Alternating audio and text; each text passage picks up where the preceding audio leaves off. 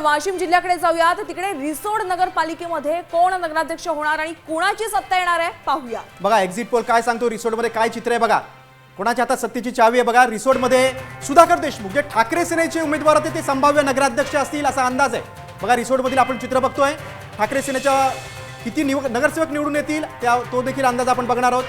बघा रिसोडमधले चित्र बघताय, कुणाची सत्ता येणार तर भाजपचे 8 नगरसेवक निवडून येतील आणि संभाव्य सत्ता ही भाजपची असेल असा अंदाज आहे। नक्कीच। आणि याबाबत आमचे प्रतिनिधी रुपेश बाजद यांनी काय अंदाज वर्तवलेला आहे पाहूया।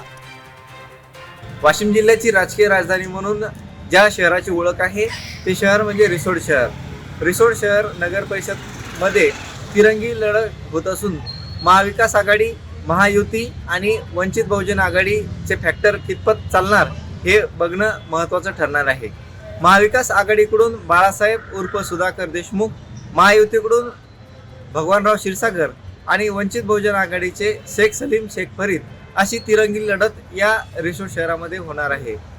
या ठिकाणी महायुतीच्या अनेक सभा देखील झालेल्या आहेत व तसेच महाविकास आघाडीचा प्रचार प्रत्यारोप आरोप प्रत्यारोप असा संपूर्ण घडामोडी या नगरपरिषदेच्या निवडणुकीमध्ये बघायला मिळाल्या असून शेवटी महाविकास आघाडीचे बाळासाहेब उर्फ सुधाकर देशमुख यांचा निसटता विजय होण्याची शक्यता वर्तवण्यात येत आहे।